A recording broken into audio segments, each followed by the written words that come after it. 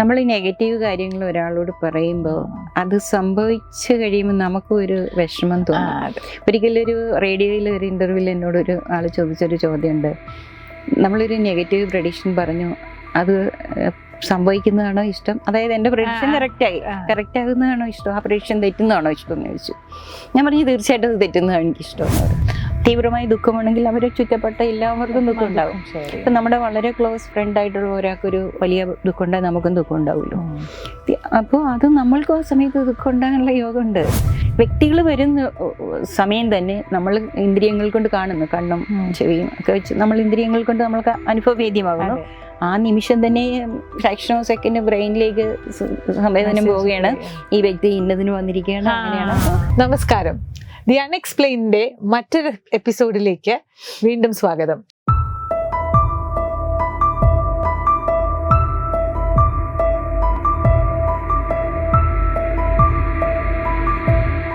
ചേച്ചി ഒരുപാട് കഥകളുമായാണ് നമ്മളോടൊപ്പം എല്ലാ ദിവസവും ചേരുന്നത്. ഇന്നത്തെ കഥ കേൾക്കാൻ നിങ്ങളെ പോലെ തന്നെ ഞാനും വളരെ കൗതുകത്തോടെ ഇരിക്കുകയാണ്. നമുക്ക് കേൾക്കാം. ചേച്ചി കഥ തുടങ്ങിക്കോ. ഒരു കഥ പറയലായി മാറിയല്ലേ? അതെ, എല്ലാവർക്കും കഥ വേണം എന്നാണ്. അപ്പൊ പിന്നെ ചേച്ചിയുടെയിലാണെങ്കിൽ ഒരുപാട് കഥകളുമാണ്. ഇത് കഥകളല്ല ശരിക്കും കവിത, ഇത് സംഭവങ്ങളാണ്. നമ്മൾ പക്ഷെ തീർച്ചയായും കഥ പോലെ തന്നെയാണ്. നമ്മളതിനെ കഥ പോലെ തന്നെയാണ്, ശരിക്കും കഥ തന്നെയാണ്. പക്ഷെ ഒരു ജീവിത കഥയാണ്. ഇത് ഇന്ന് ഞാൻ പറയാൻ ഉദ്ദേശിക്കുന്ന ഒരു കഥ എന്ന് പറയുന്നത്, വീണ്ടും കഥയും തന്നെ പറഞ്ഞു. അത് ഒരാളിന്റെ ജാതകം ഞാൻ പരിശോധിച്ചപ്പോ ഒരു 1.5 വർഷത്തിനുള്ളില് അദ്ദേഹത്തിന്റെ ആശയവിനിമയത്തിൽ വരുന്ന പിഴവ് കൊണ്ട് ജോലിക്ക് തടസ്സം നേരിടും. അപ്പൊ ഈ ജാതകം കൊണ്ടുവന്ന് നോക്കിയപ്പോ പ്രത്യേകിച്ച് പ്രശ്നമുള്ളതുകൊണ്ടല്ല വന്നത്, എങ്ങനെയുണ്ട് സമയമൊക്കെ എങ്ങനെയുണ്ട് എന്ന് നോക്കാൻ വേണ്ടി വന്നത്. ഓക്കെ. ഒരു സമീപ ഭാവിയിൽ എങ്ങനെ ഒരു പ്രശ്നം വരും. അപ്പൊ ഞാൻ പറഞ്ഞു, നിങ്ങൾ ആളുകളോട് സംസാരിക്കുമ്പോഴേ, പിന്നെ മെയില് അയക്കുമ്പോഴ്, മെസ്സേജുകൾ അയക്കുമ്പോഴ് ഒക്കെ ശ്രദ്ധിക്കണം. ആശയവിനിമയത്തിലെ പിഴവ് കൊണ്ട് വാക്ക് ആശയവിനിമയം വാക്കല്ല എങ്ങനെ വേണോ ആവാം, എഴുതുന്നതാവാം, മെയിൽ അയക്കുന്നതാവാം, മെസ്സേജ് അയക്കുന്നതാവാം, സംസാരിക്കുന്നതാകാം. അങ്ങനെ വന്നിട്ട് ജോലിക്ക് പ്രശ്നമുണ്ടെന്നാണ് അദ്ദേഹം ആദ്യം ചോദിച്ചത് തന്നെ. അദ്ദേഹം വലിയൊരു പോസ്റ്റിലിരിക്കുന്ന ആളാണ്. അപ്പൊ ഞാൻ പറഞ്ഞു, അങ്ങനെ ഒരു സാധ്യത വരുന്ന 18 മാസത്തിനിടയ്ക്ക് ഉണ്ടാവാനൊരു സാധ്യതയുണ്ട്. ശ്രദ്ധിച്ചോളൂ. ഇനി ഇദ്ദേഹം തന്നെ പൊതുവെ ആളുകളോട് വളരെ റൂഡായിട്ട് സംസാരിക്കുന്ന ആളാണ്. അപ്പൊ വാക്ക് പ്രശ്നമാണ്. ഇദ്ദേഹത്തിനല്ല, മറ്റുള്ളവർക്ക് പ്രശ്നമില്ല. എല്ലാവരോടും സുഹൃത്തുക്കൾ കുറവാണ്, ആളുകളോട് വളരെ ദേഷ്യത്തോടെ സംസാരിക്കുക ചെയ്യുന്ന ഒരു വ്യക്തിയാണ്. പുള്ളി വിചാരിച്ചു, ഇനി അങ്ങനെ ദേഷ്യപ്പെട്ട് ആരോടെങ്കിലും സംസാരിച്ചിട്ട് എന്തെങ്കിലും പ്രശ്നം ഉണ്ടാകുകയാണോ എന്നൊക്കെ സംസാരിച്ചു. അത് കഴിഞ്ഞ് കുറച്ച് 1-2 മാസങ്ങൾക്ക് ശേഷം ഇദ്ദേഹം ഒരു മൾട്ടിനാഷണൽ കമ്പനിയുടെ ടോപ്പ് പൊസിഷനിലുള്ള ആളാണ്. അദ്ദേഹത്തിന് മുകളിലും ആളുണ്ട്, അതിന്റെ തൊട്ട് താഴെയുള്ള ആളാണ്. അപ്പൊ ഫണ്ടുകളൊക്കെ ഇദ്ദേഹം കൈ വഴിയാണ് ഓരോ രാജ്യങ്ങളിൽ ട്രാൻസ്ഫർ ചെയ്യുന്നത്. പുള്ളി പേഴ്സണലിയാണ് ചെയ്യുന്നത്. അപ്പൊ അദ്ദേഹത്തിന് ഒരു ദിവസം രാവിലെ ഒരു കോള് വന്നു, ഏതോ ഒരു രാജ്യത്തേക്ക് ഒരു വലിയ എമൗണ്ട് ട്രാൻസ്ഫർ ചെയ്യാൻ പറയും. പുള്ളിയുടെ ഹയറപ്സ്, സീനിയേഴ്സ് പറയും. അദ്ദേഹം പറഞ്ഞു, എന്നാ ഒരു കാര്യം ചെയ്യും, മെയിലയക്കൂ. ഈ പറഞ്ഞ കാര്യമൊന്നും ഓർത്തില്ല, മെയിൽ അയക്കും എന്ന് പറഞ്ഞു. അദ്ദേഹം മുകളിൽ നിന്ന് ആള് വളരെ രൂക്ഷമായിട്ട്, ഞാൻ പറഞ്ഞ നിനക്ക് ചെയ്തുകൂടെ, എന്തിനാണ് മെയിൽ മെയിൽ അയക്കാൻ പറഞ്ഞപ്പോ ഒഫൻഡഡ് ആയി മറ്റേ ആള് ഇപ്പൊ തന്നെ ചെയ്യുമെന്ന് പറഞ്ഞു. അദ്ദേഹം വേഗം ചെയ്തു. വലിയൊരു എമൗണ്ട് ആയിരുന്നു അത്. ഫ്രോഡായിരുന്നു. പൈസ കയ്യിന്ന് പോയില്ലോ, പിന്നെന്ത് ചെയ്യാനാണ്. അവസാനം പിന്നെ കമ്പനിയിൽ നിന്ന് അദ്ദേഹത്തിനോട് വിശദീകരണം ചോദിച്ചു. ശരിയാണ്, ഒരു നോർമൽ ഒരു സീക്വൻസ് ഓഫ് ഈവൻസിലാണെങ്കിൽ ഒരിക്കലും ഇത്രയും വലിയൊരു എമൗണ്ട് ഒരു ഒഫീഷ്യലി ഒരു കമ്മ്യൂണിക്കേഷൻ ഇല്ലാതെ ചെയ്യില്ല, എല്ലാവരും ചെയ്യില്ല. പക്ഷെ ആ ഒരു നിമിഷം അത് സംഭവിച്ചു. ഫണ്ട് സെൻഡായി. വലിയൊരു എമൗണ്ടാണ്, നമുക്ക് ഊഹിക്കാൻ പറ്റുന്നതിലൊക്കെ കോടികളുടെ വലിയ എമൗണ്ടാണ്. അപ്പൊ പിന്നെ അദ്ദേഹത്തിന് ഇങ്ങനെ ചോദ്യമൊക്കെ വന്നപ്പോഴത്തേക്ക് അദ്ദേഹത്തിന് പ്രശ്നമായി. ജോലിയിൽ നിന്ന് പുള്ളിയെ ഇതായിരുന്നു ചേച്ചി നേരത്തെ പറഞ്ഞ തലയിലെടുത്ത് തൂത്താ പോലെന്നൊക്കെ പറയുന്ന പോലെ. അതെ, ജോലിയിൽ വലിയ പ്രശ്നമായി, ഇദ്ദേഹത്തിന് ജയിലിലായി. പിന്നെ ഈ അത്രയും എമൗണ്ട് ഇയാള് കമ്പനിയിലേക്ക് തിരിച്ച് അടയ്ക്കേണ്ടതായിട്ട് വന്നു. പിന്നെ കമ്പനി തന്നെ ഇതിനെ പറ്റി എന്തോ കേസുകൾ ഒക്കെ. അല്ല, പുള്ളി കമ്പനിയെ റെപ്രസെന്റ് ചെയ്താണ് ഇത് ചെയ്തത്. പക്ഷെ എന്നാലും പുള്ളി ആൻസറബിൾ ആയി അല്ലെ, അക്കൗണ്ടബിൾ ആയി. തീർച്ചയായിട്ടും. ആണെങ്കിലും നഷ്ടമല്ലേ, വലിയ നഷ്ടമല്ലേ, വലിയ നഷ്ടമല്ലേ.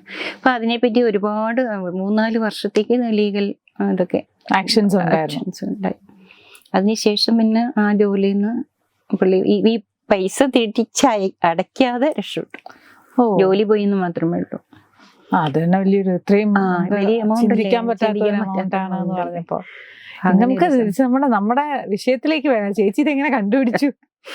ഇദ്ദേഹത്തിന്റെ ജാതകത്തിൽ നോക്കിയപ്പോ ആശയവിനിമയം കൊണ്ട് ഇദ്ദേഹത്തിന് ജോലിക്ക് പ്രശ്നം ഉണ്ടോന്നാണല്ലോ ചോദിച്ചത്. അപ്പൊ ഇദ്ദേഹത്തിന്റെ ആശയവിനിമയം കൊണ്ട് ഇതെങ്ങനെ സംഭവിച്ചു എന്നുള്ളത്, ഇങ്ങനെ ഒരു കാരണം കൊണ്ട് സംഭവിക്കുമെന്ന് ഞാൻ അദ്ദേഹത്തോട് പറഞ്ഞില്ല.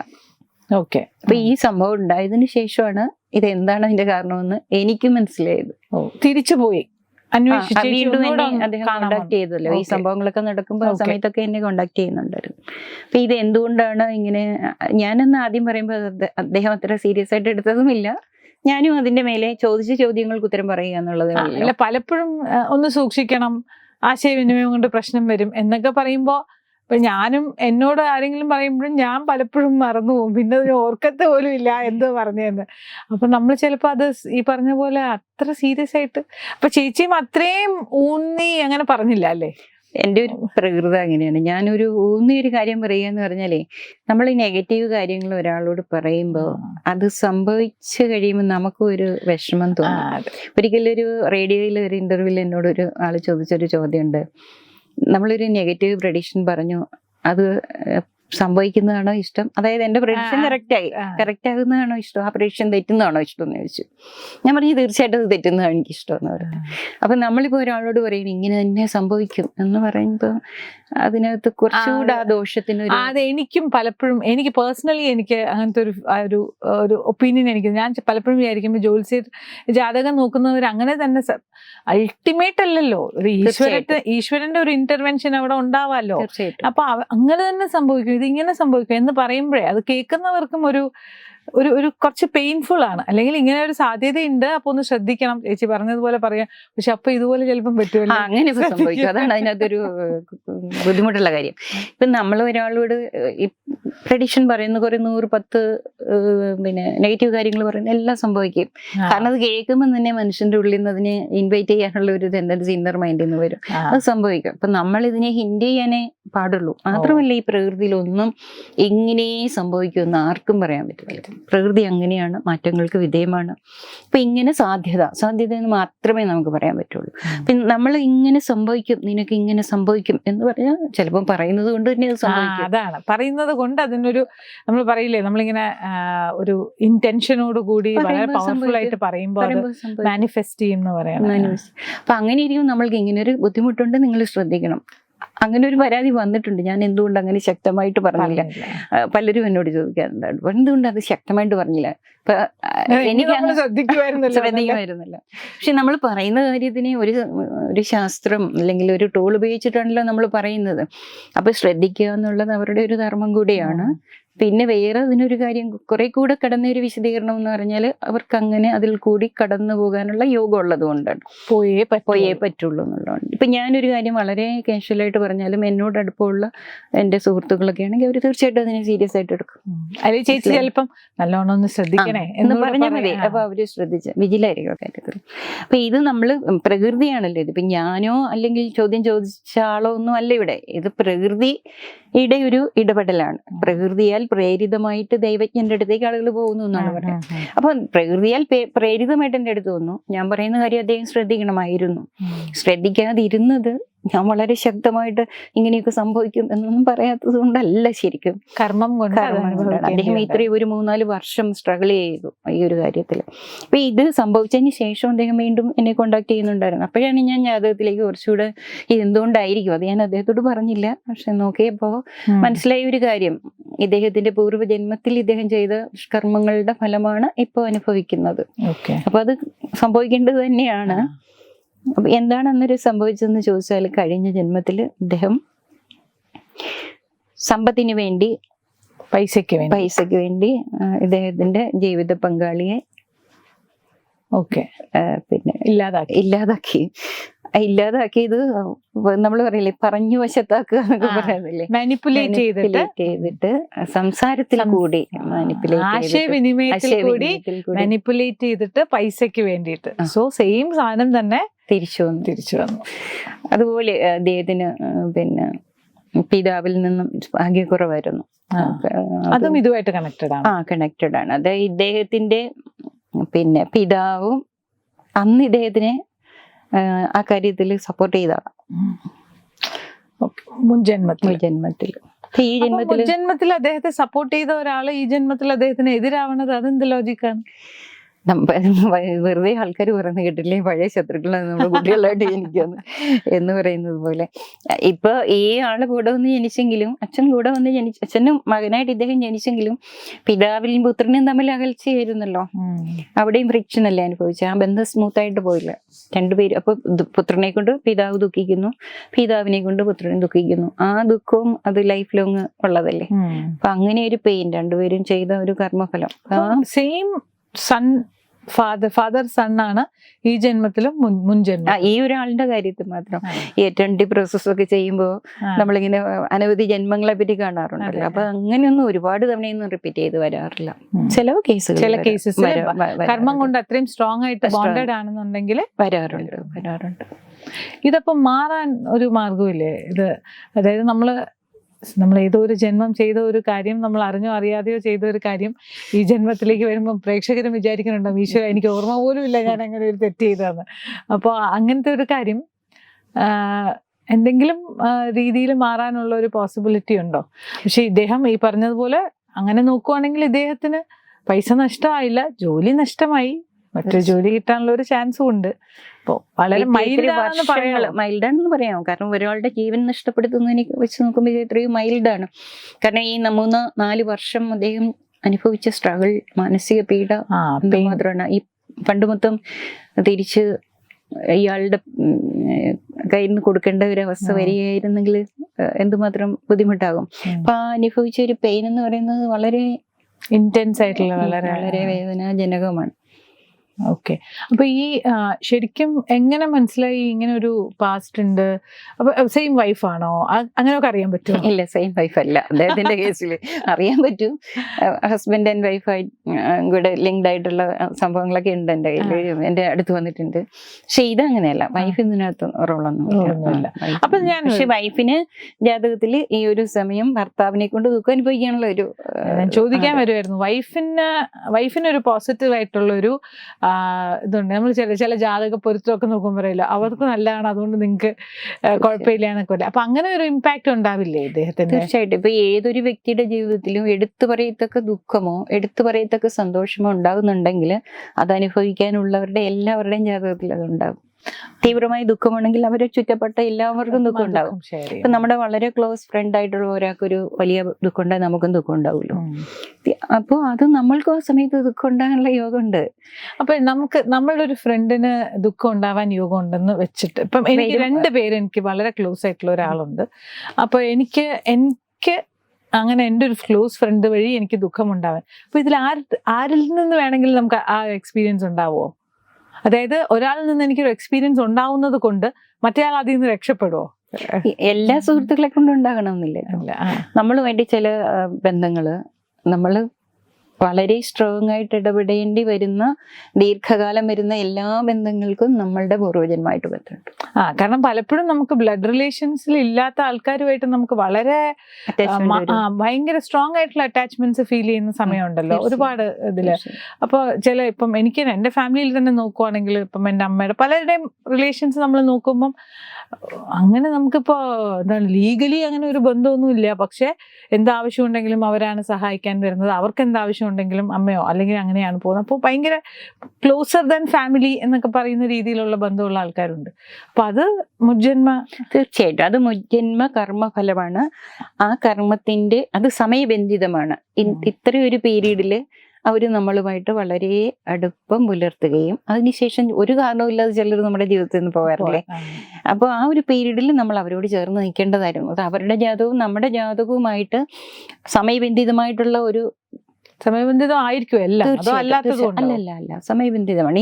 ആ ഒരു പീരീഡ് കഴിയുമ്പോൾ ആ കർമ്മത്തിൽ നിന്ന് നമ്മൾ മുക്തമായി, അത് പോസിറ്റീവായാലും നെഗറ്റീവായാലും ആ ഒരു പീരീഡ് നമ്മുടെ കൂടെ അവരുണ്ടാകും, നമ്മളെ സഹായിക്കാനായിട്ടോ നമ്മളെ വേദനിപ്പിക്കാനായിട്ടോ എങ്ങനെയായാലും നമ്മളുടെ പ്രോഗ്രസ്സിന് വേണ്ടി ആ വ്യക്തി നമ്മുടെ ജീവിതത്തിലുണ്ടാകും. അത് ശുഭകരമായ കാര്യത്തിലായാലും ദുഃഖം ഉണ്ടാക്കുന്ന കാര്യത്തിലായാലും അവർ ആ ഒരു പീരീഡ് നമുക്ക് തരാനുള്ള അനുഭവങ്ങൾ തന്നിട്ട് അവർ പോകും. അതാണ് എപ്പോഴും കാണുന്നത്. അപ്പൊ അങ്ങ് തിരിച്ച് നമ്മുടെ കഥയിലേക്ക് വരുമ്പോഴത്തേക്ക് അദ്ദേഹം പിന്നെ അതിൽ നിന്ന് രക്ഷപ്പെട്ട് സേഫായി അല്ലേ? സേഫായി. പിന്നെ അപ്പോ ഈ പുള്ളി കോൺഷ്യസ് ആയിട്ട് ഒരു എഫേർട്ട് അവിടെ എടുത്തോ ഇതിൽ നിന്ന് മുക്തമാവാൻ വേണ്ടിയിട്ട്? ഭൗതിക തലത്തിലാണോ ചോദിക്കുന്നത്? അതെ, തീർച്ചയായിട്ടും. ഭൗതിക തലത്തില് അല്ല ഞാൻ ഉദ്ദേശിക്കുന്നത് എന്താണെന്ന് വെച്ചാൽ ഈ റീസൺ കൊണ്ടാണ് പുള്ളി ഈ ജന്മം അനുഭവിക്കണം എന്നുള്ളത് പുള്ളിക്ക് അറിയായിരുന്നോ? ഇല്ല, ഞാൻ അദ്ദേഹത്തോട് പറഞ്ഞില്ല. കാരണം ഇത് എനിക്ക് മുന്നേ പറയാൻ പറ്റിയില്ലല്ലോ. അദ്ദേഹം അതിനെപ്പറ്റി ഡീപ്പായിട്ട് ചോദിച്ചില്ല. അത് കാരണം ഞാനത് പറഞ്ഞില്ല. പിന്നെ സംഭവിച്ചതിന് ശേഷം പറഞ്ഞില്ല. കാരണം എന്താന്ന് വെച്ചാല് അദ്ദേഹത്തിന് കുറെ കൂടെ അത് പെയിനും പിന്നെ അദ്ദേഹത്തിന് അതുകൊണ്ട് ഒരു പോസിറ്റീവായ കാര്യം സംഭവിക്കാനില്ലല്ലോ. കുറച്ചൊരു പെയിനല്ലേ ഉള്ളൂ. നമുക്കത് ടെക്നിക്കലി നമുക്ക് ഇപ്പം നമ്മള് വിശ്വാസമില്ലാത്ത ഒരാളാണെങ്കിൽ ചിലപ്പോൾ പുള്ളിക്ക് മനസ്സിലാവണമെന്നില്ല അല്ലേ? പിന്നെ ദാനം ചെയ്യാനുള്ള കാര്യങ്ങളൊക്കെ ഞാൻ പറഞ്ഞു കൊടുത്തു, പരിഹാരങ്ങൾ പറഞ്ഞു കൊടുത്തു. തീർച്ചയായിട്ടും ഇങ്ങനെയുള്ള വ്യക്തികൾക്ക് ദാനം ചെയ്യൂ, ഇങ്ങനെ കാര്യങ്ങൾ ചെയ്യും, അതൊക്കെ പറഞ്ഞു കൊടുത്തു. ഈ ഒരു ഇൻസിഡന്റ് എന്ന് പറയുമ്പോൾ നമ്മൾ ഒരാളിനോട് പറയുമ്പോൾ അവർക്കത് എടുക്കാനുള്ള ഒരു സ്ട്രെങ്ത് ഇല്ലെങ്കിൽ നമുക്ക് അത് ചെയ്യുന്ന ഒരു ദോഷമല്ലേ. ശരിക്കും അവർക്ക് പെയിൻ ഉണ്ടാവും. അപ്പൊ നമ്മൾ അവർക്കൊരു പെയിൻ ഉണ്ടാക്കിയിട്ട് മാത്രമല്ല അവരങ്ങനെ ഒരു പെയിന് നമ്മളായിട്ട് ഉണ്ടാക്കി കൊടുക്കുമ്പോ അത് നമുക്കും വേദന ഉണ്ടാകുന്ന കാര്യമല്ലേ. പക്ഷെ സൊല്യൂഷൻ പറഞ്ഞു, പരിഹാര മാർഗങ്ങൾ പറഞ്ഞു കൊടുത്തു. അതേസമയം ഇതിന് മുൻപ് ഇങ്ങനെ ഒരു പ്രശ്നം ഉണ്ടാകാൻ സാധ്യതയുണ്ടെന്ന് പറയുമ്പോൾ അദ്ദേഹം എന്നോട് ചോദിക്കുക എന്തുകൊണ്ടാണെന്നൊക്കെ ചോദിച്ചിരുന്നെങ്കിൽ തീർച്ചയായിട്ടും ഞാൻ പറഞ്ഞിരുന്നു. അന്ന് അറിഞ്ഞിരുന്നെങ്കിൽ വ്യത്യാസം ഉണ്ടാവും. ഉറപ്പായിട്ടും സംഭവിക്കില്ലല്ലോ ഇങ്ങനെ ഒരു കാര്യം. അത് ഈ പ്രകൃതിയിൽ ഹിഡൻ ആയിട്ടിരുന്നുകൊണ്ടല്ലേ അത് സംഭവിക്കുന്നത്. സംഭവങ്ങളിലെ ഇപ്പൊ നമ്മൾ ഈ മുറിയിൽ ഇരിക്കുന്ന ഞാൻ മുൻപും പറഞ്ഞിട്ടുണ്ടെന്ന് തോന്നുന്നു. ഇരുട്ടാണെങ്കിൽ നമ്മൾ സ്വിച്ച് ഇട്ട് കഴിഞ്ഞാൽ ഇരുട്ടിന് ഇരിക്കാൻ പറ്റില്ല. ഇരുട്ടിനും വെളിച്ചത്തിനും കൂടെ ഒരേ സ്ഥലത്ത് ഇരിക്കാൻ പറ്റില്ല. ഭയങ്കര ഒരു എന്താ പറയണ ഒരു ക്വസ്റ്റ്യൻ മാർക്ക് ആയിട്ടുള്ള ഒരു കാര്യമാണ് പലപ്പോഴും ചേച്ചി പറയണേ. നമുക്ക് നമ്മളുടെ ഒരു അനുഭവം വരാനുള്ളതിന്റെ കാരണം നമ്മൾ അറിയുകയാണെങ്കിൽ ആ ഇവന്റിനെ നമുക്ക് മാറ്റാൻ പറ്റും, അല്ലെങ്കിൽ തീർച്ചയായിട്ടും പറ്റും. അതൊരു ഭയങ്കര അത് ഉൾക്കൊള്ളാൻ വലിയ പാടാണ്. അല്ല നമുക്കത് ലോജിക്കലി നമുക്കത് മനസ്സിലാവില്ല. ഇപ്പൊ നമ്മൾ പറയണേ ഇങ്ങനെ സംഭവിക്കുന്ന പറഞ്ഞാൽ ചുമ്മാ അത് വിശ്വാസം ഉണ്ടാവില്ല. മനസ്സിലായില്ലേ? പക്ഷെ അത് ഇങ്ങനെയുണ്ട്, ഇങ്ങനൊരു കാരണം കൊണ്ട് ഇങ്ങനെ സംഭവിക്കാൻ വഴിയുണ്ട് എന്ന് പറഞ്ഞാൽ തീർച്ചയായിട്ടും എന്റെ ഇത്രയും കാലത്തെ അനുഭവം അതാണ് കണ്ടിരിക്കുന്നത്. വഴി മാറിപ്പോകും, അല്ലെങ്കിൽ അറ്റ്ലീസ്റ്റ് അതിന്റെ ഒരു ഇമ്പാക്ട് എങ്കിലും ഉറപ്പാണത്. നമ്മളാണ് നമ്മളുടെ അനുഭവങ്ങളെ ഉണ്ടാക്കുന്നത്, മാനിഫെസ്റ്റ് ചെയ്യുന്നത് നമ്മുടെ മനസ്സാണ്. നമ്മുടെ അൺകോൺഷ്യസ് തലമാണ് ആ അനുഭവങ്ങൾ നമുക്ക് പിന്നെ അനുഭവങ്ങൾക്ക് കാരണമാകുന്നത്. ഈ അൺകോൺഷ്യസ് മൈൻഡിലുള്ള സംവേദനങ്ങൾ എന്നതിനെ നമുക്ക് ഒരു വൈബ്രേഷൻ, ആ വൈബ്രേഷനാണ് നമ്മളുടെ മുന്നിലേക്ക് വ്യക്തികളെയും സാഹചര്യങ്ങളെയും കൊണ്ടുവരുന്നത്. സാഹചര്യവും വ്യക്തികളും വരുമ്പോഴാണ് അനുഭവം ഉണ്ടാകുന്നത്. അത് ഇൻവൈറ്റ് ചെയ്യുന്നത് അല്ലെങ്കിൽ അത് നമ്മുടെ മനസ്സ് മാത്രമാണ്. അതിനെയാണ് നമ്മൾ തീർച്ചയായിട്ടും മനസ്സിൽ. പക്ഷെ നമുക്ക് പറയണ നമ്മളുടെ അൺകോൺഷ്യസ് ആയിട്ടില്ല, അല്ലെങ്കിൽ നമ്മുടെ വാസനാ രൂപത്തിൽ ഇങ്ങനെ ഒരു കാര്യം ഇരിക്കുന്നുണ്ടെന്ന് പറഞ്ഞാൽ ആര് വിശ്വസിക്കും? എങ്ങനെ വിശ്വസിക്കാൻ പറ്റും? ആ അൺകോൺഷ്യസ് മൈൻഡാണ് നമ്മളുടെ മുന്നിലേക്ക് വ്യക്തികളെ കൊണ്ടുവരുന്നത്.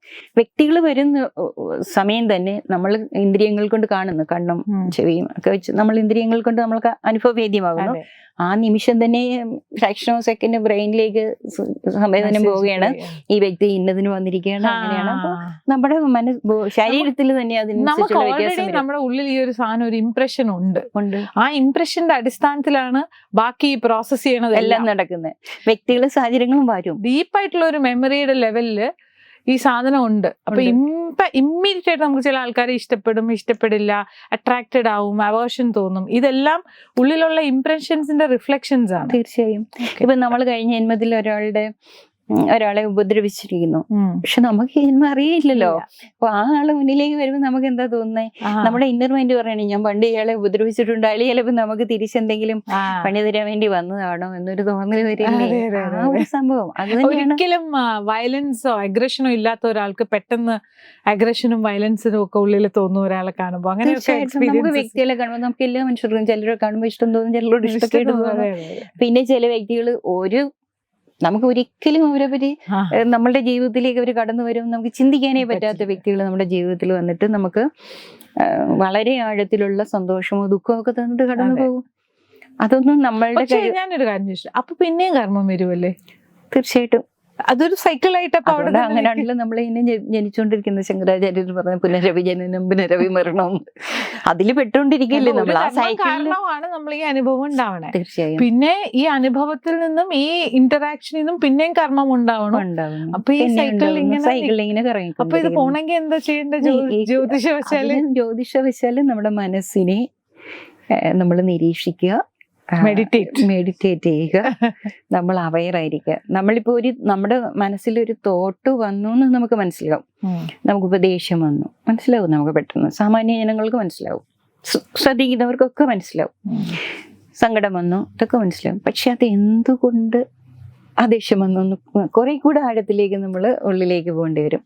എനിക്കിപ്പോ ദേഷ്യം വന്നു, അത് നമുക്ക് തീർച്ചയായിട്ടും അറിയാം, നമ്മുടെ ബോഡിയിലെ സംവേദനകൾ കൊണ്ടറിയാം, നമ്മുടെ ഫീലിംഗ് കൊണ്ടറിയാം. പക്ഷെ എന്തുകൊണ്ടായിരിക്കും ഇപ്പോൾ ദേഷ്യം വന്നത് എന്ന് നമ്മളോട് ചോദിച്ച് നോക്കിയാൽ രാമകൃഷ്ണ പരമഹംസർ പറയുന്നത് പോലെ, രമണ മഹർഷി പറയുന്നത് പോലെ ആ ചോദ്യങ്ങൾ നമ്മൾ ചോദിച്ചുകൊണ്ടിരിക്കും. മനസ്സിലായി എന്തുകൊണ്ടാണ് ഈ സമയം നമുക്ക് ഈ ദേഷ്യം വന്നത്? മനസ്സിലായില്ലേ? അങ്ങനെ ചോദിച്ചു ഞാനെല്ലാം അങ്ങനെ ആയിരിക്കുന്ന വ്യക്തിയൊന്നും അല്ല, ഞാൻ പറയുന്നു. അതാണ് അതിന്റെ പ്രോസസ് അങ്ങനെയാണെന്ന് എനിക്ക് മാസ്റ്റേഴ്സ് പറയുന്നത് ഇങ്ങനെയാണെന്നുള്ളത് എനിക്ക് അസ്ട്രോളജിക്കലി എനിക്കത് മനസ്സിലാക്കാൻ പറ്റും. ഓരോരുത്തരുടെ ജാതകത്തിലും അവരുടെ അനുഭവങ്ങളുമായിട്ട് നമുക്ക് അതിനെ ബന്ധിപ്പിക്കാൻ പറ്റും. അപ്പൊ നമുക്കൊരിക്കലും ചിന്തിക്കാൻ പറ്റാത്ത വ്യക്തികളായിരിക്കും നമ്മുടെ ജീവിതത്തിൽ വന്നിട്ട് നമുക്ക് മാറ്റങ്ങൾ ഉണ്ടാക്കുന്നത്. പക്ഷെ നമ്മൾ വിചാരിക്കും നമ്മളുടെ കർമ്മം നമ്മളുടെ എഫേർട്ട് കൊണ്ടെല്ലാം സംഭവിക്കും, ഞാൻ സംതിങ് ആണ് അതുകൊണ്ടാണ് ഇങ്ങനെയൊക്കെ സംഭവിക്കുക, അങ്ങനെയൊക്കെ തോന്നും. പക്ഷെ ഒന്നുമല്ല, എല്ലാം പ്രീ പ്ലാൻഡ് ആണ്. നമ്മളതിൽ പോയിക്കൊണ്ടിരിക്കുകയാണ്. പക്ഷെ അവിടെ നമുക്കൊരു ഫ്രീ വില്ലുണ്ട്, മനുഷ്യന് മാത്രമേ അതുള്ളൂ. ഭയങ്കര കോൺട്രഡിക്റ്റിംഗ് ആയിട്ടൊരു ഫാക്ട് ആയിട്ട് എനിക്ക് പലപ്പോഴും തോന്നാറുണ്ട്. ഫ്രീ വിൽ ഉണ്ടെന്ന് പറയും, ഡെസ്റ്റിനി ആണെന്ന് പറയും, എല്ലാം ഡിസ്റ്റൈൻഡ് ആണെന്ന് പറയും, അതേസമയം നമുക്ക് ഫ്രീ വിൽ ഉണ്ടെന്ന് പറയും. ഐ എം ഷുവർ നമുക്ക് സത്യം ലീനിയർ അല്ല എന്ന് പറയുന്നതിന്റെ അതുപോലെ തന്നെ ആയിരിക്കും ഈ പറയുന്നതൊന്നും ലീനിയർ ആയിട്ട് ചിന്തിക്കുന്ന നമ്മളെ മനുഷ്യരെ എനിക്ക് തോന്നുന്നു, നമ്മൾ എസ്പെഷ്യലി നമ്മൾ സയന്റിഫിക് ആയിട്ടുള്ള ഒരു അപ്ബ്രിങ്ങിങ് ആണെന്നുണ്ടെങ്കിൽ നമ്മളെല്ലാവരും ലീനിയർ ആയിട്ടായിരിക്കും ചിന്തിക്കണേ. പക്ഷെ masters say that truth is not linear. അപ്പൊ പിന്നെ എന്തായാലും വളരെ നമ്മളുടെ സ്വന്തം പ്രയത്നം കൊണ്ട് വളർത്താവുന്ന ഒരു കാര്യമുള്ളൂ ഭൂമിയില്, ബോധം, അവബോധം, അവയർനെസ്. അവബോധം വളരുമ്പോ എന്താ സംഭവിക്കുന്നത്? അവബോധം വളരുമ്പോൾ കാര്യങ്ങളുമായിട്ട് ഡിറ്റാച്ച്ഡ് ആവാൻ നമുക്ക് പറ്റും, ഒബ്സർവ് ചെയ്യാൻ പറ്റും. മഹർഷി പറയുന്ന പോലെ ഡിറ്റാച്ച്ഡ് ആവാൻ പറ്റും. അങ്ങനെ ഡിറ്റാച്ച്ഡ് ആകുന്നതുകൊണ്ടാണ് അനുഭവങ്ങൾ ഇന്റൻസിറ്റി കുറയ്ക്കുന്നത്. കർമ്മം അവിടെ ഉണ്ട്, വിറ്റ്നസ് ആയിട്ട് നിൽക്കണം. അതിന് അവബോധമാണ് വേണ്ടത്.